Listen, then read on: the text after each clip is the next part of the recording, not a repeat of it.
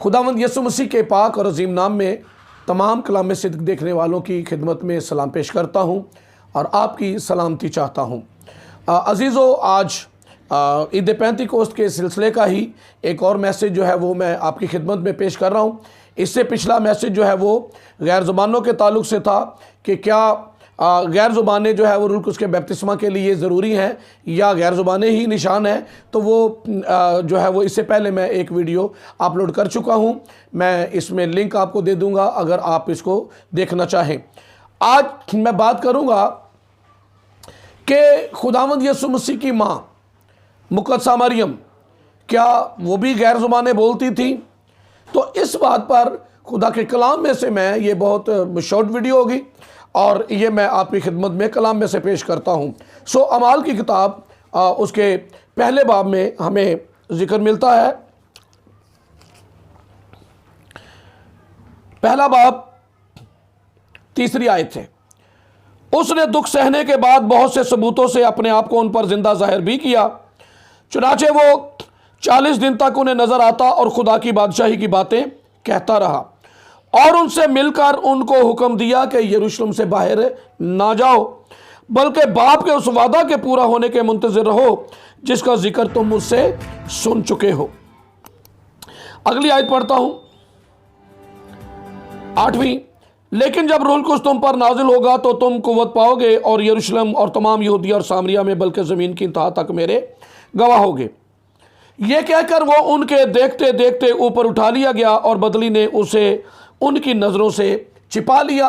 उसके बाद 2 फरिश्ते आए और उन्हें यह मैसेज दिया कि गलीली मर्दो, तुम जिस यीशु को आसमान पर जाते हुए देखते हो इसी तरह से फिर वापस आएगा। 12वीं आयत।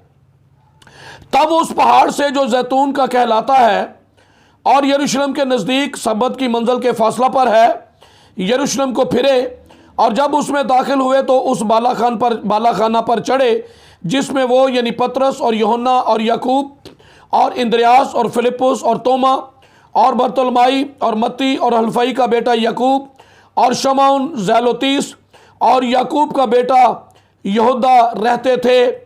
14वीं आयत। ये सब के सब चंद औरतों और यीशु की माँ मरियम और उसके भाइयों के साथ एक दिल होकर दुआ में मशगूल रहे।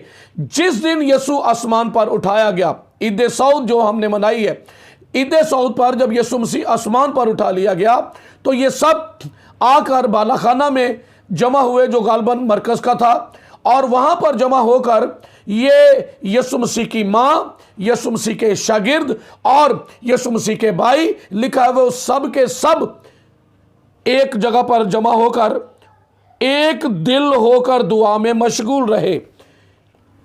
हुक्म यह मिला था कि यरूशलेम से बाहर ना जाओ जब तक आलम बाला से तुम्हें कुव्वत का लिबास ना मिले, बाप के वादा के पूरा होने के मुंतज़िर रहो।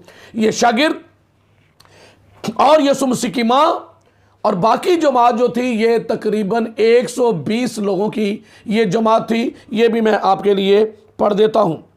15वीं आयत। और उन्हीं दिनों पतरस भाइयों में जो तखमीनन 120 शख्सों की जमात थी खड़ा होकर कहने लगा, ये 120 की जमात थी भाइयों की जिसमें सब शामिल थे, यीशु मसीह की माँ भी। क्योंकि ये जो मैं आपके लिए ये वीडियो जो पेश कर रहा हूँ यीशु मसीह की माँ मुकद्दसा मरियम के ताल्लुक से है, तो इसलिए मैं यहाँ पर आपकी खिदमत में बयान करता हूँ कि ये 120 की जमात में यीशु मसीह की माँ, हमारी माँ मुकद्दसा मरियम भी उस जमात में शामिल है, दुआ करने में मशगूल। और किस मकसद के लिए दुआ कर रहे थे? रूहुल कुद्स के लिए। यीशु ने वादा किया था यरूशलेम से बाहर ना जाओ जब तक तुम्हें आलम बाला से कुव्वत का लिबास ना मिल जाए। और ये सारी जमात दुआ में मशगूल रही। जो मांगता है उसे मिलता है। यीशु मसीह की माँ है, लेकिन रूहुल कुद्स के लिए वो दुआ कर रही है, इसलिए कि रूहुल कुद्स खुदा है। रूहुल कुद्स खुदा है, ज़ाते खुदा है और खुदावंद का वादा है वो जब आएगा तो तुम्हारी मदद करेगा। वो कलाम जो मैंने तुमसे किया वो तुम्हें याद करवाएगा, वो तुम्हें सिखाएगा, तमाम सच्चाई की राह दिखाएगा। इसलिए सारी जमात बशमूल यीशु मसीह की माँ उस बालाखाना से नीचे नहीं उतरे, दुआ में मशगूल रहे। और फिर हमें मिलता है जिक्र 10वें दिन, 10 दिन के बाद, यीशु मसीह के उठाए जाने के 10 दिन बाद ईद पेंतिकोस्त हो रही थी यरूशलेम में, और ईद पेंतिकोस्त ये यहूदी ईद है, ये यहूदी ईद है, लेकिन मसीही इसे सेलिब्रेट क्यों करते हैं? यहूदियों के नज़दीक इसका कॉन्सेप्ट कुछ और है। नज़र की कुर्बानी की ईद और हफ्तों की ईद, और जो हफ्तादी तर्जुमा है उसे इसे पेंतिकोस्त का नाम दिया गया, यानी पेंतिकोस्त 50वां, तो 50वें दिन वो जो है वो ईद मनाया करते थे। सो यहाँ पर ये ईद पेंतिकोस्त हफ्तादी तर्जुमा के मुताबिक जब ये दिन आया तो सब एक जगह पर जमा थे, ये भी जमा थे, यरूशलेम में यहूदी जमा थे दुनिया के मुल्कों से। और उस रोज़ फिर एक वाक़या पेश आता है, जब ईद पेंतिकोस्त का दिन आया तो वो सब एक जगह जमा थे, वही जो जिक्र हमने पहले बाब में पढ़ा है, 120 की जमात बशमूल यीशु मसीह की माँ, कि यकायक आसमान से ऐसी आवाज़ आई जैसे जोर की आंधी का सन्नाटा होता है, और उससे सारा घर जहां वो बैठे थे गूंज गया, और उन्हें आग के शोला की सी फटती हुई ज़बानें दिखाई दी, और उनमें से हर एक पर आ ठहरी। इनमें उनमें से उस 120 की जमात जो दुआ में मशगूल है, और इस जमात में यीशु मसीह की माँ भी इस जमात में शामिल है, 120 की जमात जो दुआ में मशगूल है, आग किसी फटती हुई ज़बानें दिखाई दी, और उनमें से हर एक पर आ ठहरी, और वो सब रूहुल कुद्स से भर गए और गैर ज़बानें बोलने लगे जिस तरह रूह ने उन्हें बोलने की ताकत बख्शी। तो ये रसूल गैर ज़बानें बोल रहे हैं, शागिर्द गैर ज़बानें बोल रहे हैं, 120 की जमात गैर ज़बानें बोल रही है। तो उस जमात में शामिल यीशु मसीह की माँ जो है वो ईमान ला चुकी थी, और वो भी उसमें शामिल थी। तो मुकद्दसा मरियम पर भी रूहुल कुद्स नाजिल हुआ, और सब पर नाजिल हुआ, और वो गैर ज़बानें बोल रहे हैं, मुकद्दसा मरियम गैर ज़बानें बोल रही हैं। और आज एक बड़ा तबका जो मुकद्दसा मरियम का पैरोकार अपने आप को समझता है, लेकिन इस बात की मुखालफत करता है। तो ये कलाम की वाज़िया तालीम है कि मुकद्दसा मरियम ईद पेंतिकोस्त के रोज़ रूहुल कुद्स का बपतिस्मा पाया, और उसके बाद वो गैर ज़बानें बोलने लगी।